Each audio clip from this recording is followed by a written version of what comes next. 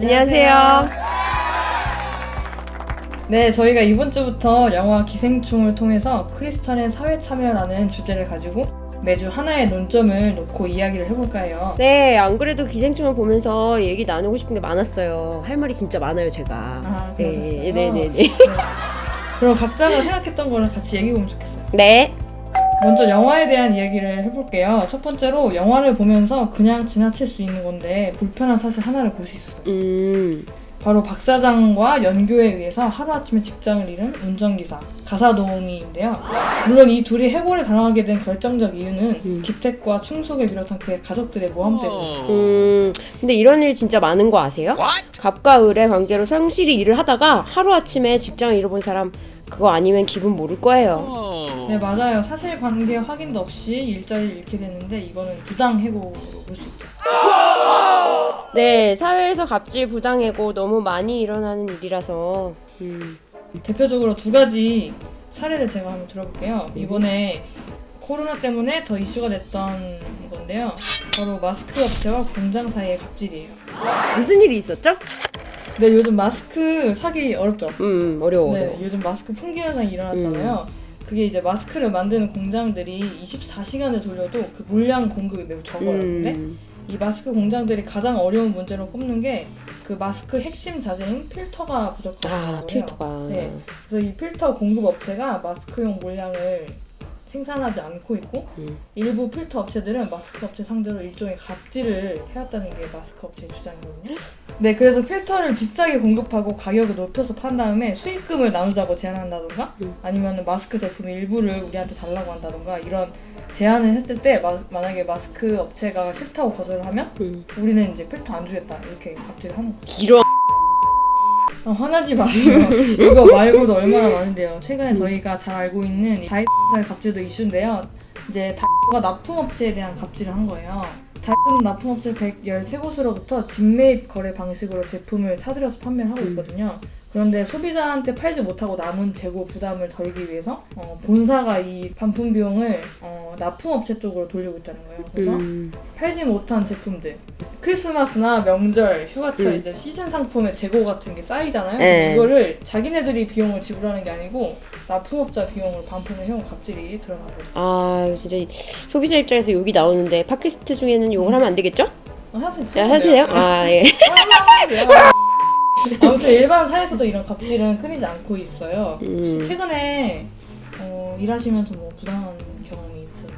아니, 저도 최근에 언론 갑질에 대한 기사를 봐가지고 지금 생각이 났는데 공영방송에서 그 여자 3명 MC가 진행한 프로그램이 되게 인기가 많았어요. 근데 갑자기 제작진에서 현장성 강화라는 말도 안 되는 명분으로 그러니까 한마디 자른 거죠. 네, 이 프로그램이 어떤 프로그램이냐면 이제 2018년부터 파일럿 프로그램으로 시작을 해서 그 감성 터치, 여자 MC들만의 감성 터치랑 공감 능력이 너무 시청자들한테 반응이 좋았던 거예요. 그래가지고 승승장구하고 정규 편성까지 되다가 갑자기 시즌2를 하면서 바뀐 거야. 바뀌었는데 갑자기 남자들 MC로 바꾼 거예요. 그러니까는 사전에 협의가 잘 안 되고 좀 불협화음이 일어났다 할 수 있고 그 바뀐 남자 MC들 중에 하나는 과거에 여성 혐오 발언을 했던 그건 말도 안 되는 얘기죠. 이런 사람을 안 침으로써 이 사람이 이제 국민청원이나 이런 네티즌들의 그런 불살에 밀려서 자진하차하긴 했지만 참 찝찝한 일이죠. 네. 네, 그래서 지금은 그냥 기약 없이 시즌2가 좀 보류되고 있는 중이라고 해요. 저는 와닿는 경우가 있었어요. 그 회사에서 진짜 이해 안 되는 일들이 많더라고요. 예를 들면요? 그러니까 예를 들어서 교회에 다닌다고 회사 동료들이 다 알고 있어요. 근데 회식이나 술자리 가면은 내가 리드를 해. 나를 따르라. 그냥 오늘 무조건 안 먹는 애 쥐잡쥐잡하네. 그래서 오늘은 부어라 마셔라 무조건 끝까지 가야 된다. 막 이런 사람도 있고 또는 뭐 남 시선을 되게 의식하고 막 거룩한 척하고 막 출근해서 기도하고 성경 보고 막 이러면서도 어쩔 때는 막 뒷담화도 하고 되게 이기적인 행동? 그러니까 남을 배려하지 않는 행동을 많이 하는 그런 경우가 왕왕 있더라고요. 그럼 일반 회사에서는 아무래도 교회 다니는 걸 숨기는 게 좀 편리하지 않을까요?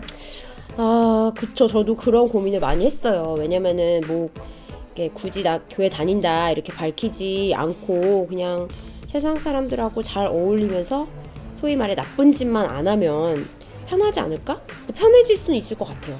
솔직히 말하면. 근데 진짜 내가 예수님을 믿고 내가 참 기독교인이고 그렇다면은 이런 이중적인 자신의 모습에 오히려 딜레마가 더 심해질 것 같아요.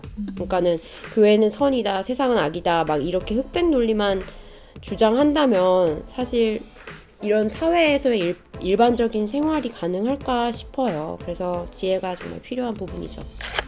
저는 이제 이런 일반 사회 이야기를 들으면서 교회는 어떤가 한번 생각을 해봤거든요. 사실 요즘 제 또래는 세상과 교회에 대한 그런 구분이 명확하지 않다는 생각이 들어요. 왜냐면 교회 다닌다고 해서 뭔가 딱 선을 그어서 세상 것에 넘어가지 않는다든지 이런 어떤 기준이 있었다면 지금은 교회 다녀도 세상을 살아가는 기준하고 그 관점이 자기 자신이 되는 경우가 많다고 생각해요. 또 복음을 먹는 일, 예배를 드리는 일보다 자기 자신의 욕망을 따라 사는 경우가 더 많은 것 같아요. 그러면은 교회 내에서도 지금 갑질이 존재한다고 생각하세요? 어떠세요? 글쎄요, 이제 보이지 않는 갑질이라고 해야 될까요? 모든 회사가 다 갑질이 있다고 말할 수 없는 것처럼 모든 교회도 그렇진 않지만 있다고 생각해요. 어떤 교회는 다른 목사님 나타나면 이제 앉아있다가도 모든 교역자가 일어나서 90도로 인사를 한다든지 어머. 자신이 맡은 어떤 부서 일 외에 다른 것들을 강요받는다든지 그러니까 이런 교회에서 일어날 법한 일인가 생각되는 그런 일들이 일어나고 있다는 사실이죠. 오늘 우리가 그 기생충으로 시작을 했지만은 그 갑질 당한 거, 그 다음에 부당한 일들 당한 거 이런 거를 얘기를 해봤는데 사실은 이게 늘 이 세상의 사회에 존재해 왔고 우리의 가까이에서도 충분히 경험되는 일 같아요. 그래서 회사를 때려치고 싶은 생각도 정말 많은 젊은 사람들이 하고 있고 그런 생각이 들 때마다 어떻게 이 세상을 살아내야 할지 어떤 마음으로 내가 회사를 다녀야 할지 라는 지혜가 필요하고 안 힘든 사람이 없는 것 같아요. 네, 들어보면은 정말 막막하네요. 네, 막막합니다. 네, 이런 막막한 세상 뭐 방법이 없을까요? 좀 심한 말 같이 들릴 수도 있지만 많은 기독교인이 지금 좀비로 살아가고 그 말 들어봤어요. 살아있지만 죽은 거. 그렇죠. 이제 그들에게 제일 필요한 거는 당연히 생명과 생명력이에요. 맞아요. 생명과 생명력보다 중요한 건 없으니까. 아니 근데 생명력은 어떻게 얻어요? 생명력은 혹시 모르세요? 예, 생명은 알아요. 그러니까 생명의 힘이겠지. 생명력, 힘, 필력. 예. 필력. 예, 한자 좀 했었어요. 예. 네, 생명력은 이제 예배를 통해서 지성소에서 하나님을 1대1로 만남을 얻을 수 있어요. 공간이나 뭐 시간 제약 없이 원하는 때 지성소에 들어가서 주님을 만날 수 있는 거죠. 그러고 나서는요? 그 다음에 예수님으로부터 5 Jesus Power를 구하는 거죠. 네? 5 Jesus Power? 뭐라고요? 5 Jesus Power. 5가지 예수님의 능력을 말하는데요. 생명력, 통찰력, 분별력, 창의력, 변증력. 아, 어렵네. 네, 앞글자만 따서 생통, 분창, 변이요. 예? 참변이요? 정말 큰일 날 사람이네. 그러니까 생명력이니까 생, 통찰력의 통, 분별력의 분. 네. 뭐였지? 창의력의 창? 네. 마지막 뭐라고요? 처음 듣는 말인데. 변증력이요. 변중이요? 생, 통, 분, 창, 변이네요? 네. 예.